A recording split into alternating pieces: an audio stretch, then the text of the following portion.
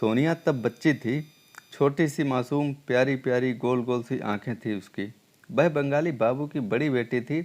जितनी प्यारी थी वह, उससे भी कहीं मीठी उसकी बातें थीं। मैं उस मोहल्ले में नया नया आया था, अकेला था। बंगाली बाबू मेरे घर से 2 मकान आगे रहते थे। वे गोरे रंग के मोटे से आदमी थे।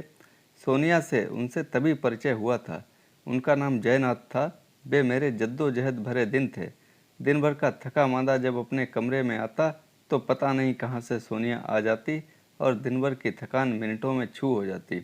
वह खूब तोतली आवाज़ में बोलती थी। कभी कभी तो वह इतना बोलती थी कि मुझे उसके ऊपर खीज होने लगती और गुस्से में मैं कभी बोलता, चलो भागो यहाँ से, बहुत बोलती हो तुम। तब उसकी आंखें डबडबाई सी हो जाती और वह बोझिल कदमों से कमरे से बाहर निकलती। तो मेरा भावुक मन इसे सह नहीं पाता और मैं झपट कर उसे गोद में उठाकर सीने से लगा लेता। उस बच्ची का मेरे घर आना उसकी दिनचर्या में शामिल था। बंगाली बाबू भी कभी कभी सोनिया को खोजते खोजते मेरे घर चले आते, तो फिर घंटों बैठकर बातें होती थीं। बंगाली बाबू ने एक पंजाबी लड़की से शादी की थी। 3 लोगों का परिवार अपने में मस्त था। उन्हें किसी बात की कमी नहीं थी। कुछ दिन बाद मैं उनके घर का चित परिचित सदस्य बन चुका था। समय बदला और अंदाज भी बदल गए। मैं अब पहले जैसा दुबला पतला नहीं रहा था और ना बंगाली बाबू ही अधेड़ रहे। बंगाली बाबू अब बूढ़े हो गए थे। सोनिया भी जवान हो गई थी। बंगाली बाबू का परिवार भी 5 सदस्यों का हो चुका था। सोनिया के बाद मोनू और सुप्रिया भी बड़े हो चुके थे। सोनिया ने बीए पास कर लिया था। जवानी में वह अप्सरा जैसी खूबसूरत लगती थी। अब वह पहले जैसी बातूनी व चंचल भी नहीं रह गई थी। बंगाली बाबू परेशान थे। उनके हंसमुख चेहरे पर अक्सर चिंता की रेखाएं दिखाई पड़तीं। वे मुझसे कहते, भाई साहब, कौन करेगा मेरे बच्चों से शादी? लोग कहते हैं कि इनकी ना तो कोई जाति है ना धर्म। मैं तो आदमी को आदमी समझता हूँ। 25 साल पहले जिस धर्म व जाति को समुद्र के बीच छोड़ आया था, आज अपने बच्चों के लिए उसे कहाँ से लाऊं? जात पात को लेकर कई बार सोनिया की शादी होते होते रुक गई थी। इससे बंगाली बाबू परेशान थे। मैं उन्हें विश्वास दिलाना चाहता था, लेकिन मैं खुद जानता था कि सचमुच में समस्या उलझ चुकी है। एक दिन बंगाली बाबू खींचकर मुझसे बोले, भाई साहब, यह दुनिया बहुत ढोंगी है। खुद तो आशीर्वाद के नाम पर सब कुछ बकेगी, लेकिन जब कोई अच्छा कदम उठाने की कोशिश करेगा तो उसे गिरा हुआ कहकर बाहर कर देगी।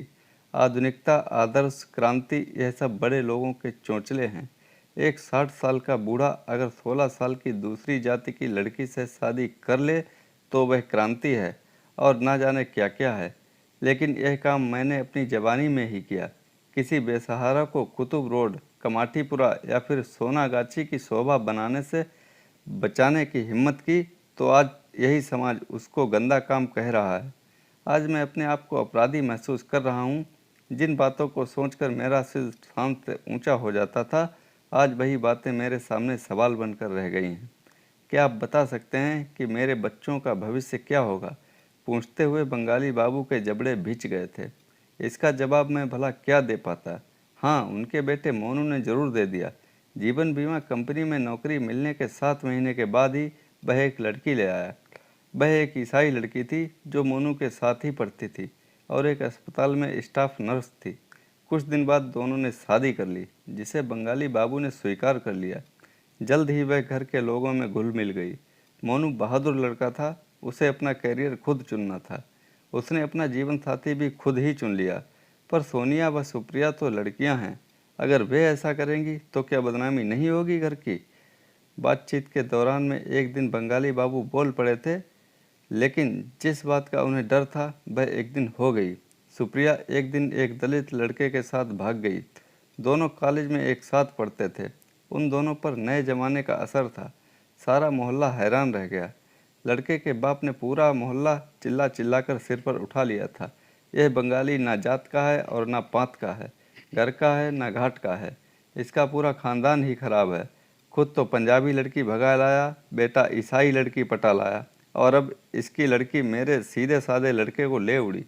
लड़के के बाप की चिल्लाहट बंगाली बाबू को भले ही परेशान ना कर सकी हो, लेकिन मोहल्ले की फुसफुसाहट ने उन्हें जरूर परेशान कर दिया था।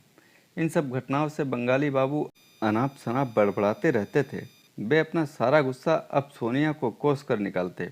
बेचारी सोनिया अपनी माँ की तरह शांत स्वभाव की थी। उसने अब तक 35 सावन इसी घर की परेशानी को खूब अच्छी तरह जानती थी। जब तक बंगाली बाबू नाराज होकर मुझसे बोलते, कहाँ फेंकूं इस जवान लड़की को, क्यों नहीं यह भी अपनी ज़िंदगी खुद जीने की कोशिश करती। एक तो हमारी नाक साथ लेकर चली गई, उसे अपनी बड़ी बहन पर जरा भी तरस नहीं आया। इस तरह की बातें सुनकर एक दिन सोनिया फट पड़ी। चुप रहो पिताजी। सोनिया के अंदर का ज्वालामुखी उफन कर बाहर आ गया था। वह बोली, क्या करते मोनू और सुप्रिया, उनके पास दूसरा और कोई रास्ता भी तो नहीं था। जिस क्रांति को आपने शुरू किया था उसी को तो उन्होंने आगे बढ़ाया। आज वे जैसे भी हैं, जहाँ भी हैं, सुखी हैं। जिंदगी ढोने की कोशिश तो नहीं करते। उनकी ज़िंदगी तो बेकार नहीं गई। बंगाली बाबू ने पहली बार सोनिया के मुंह से यह शब्द सुने थे।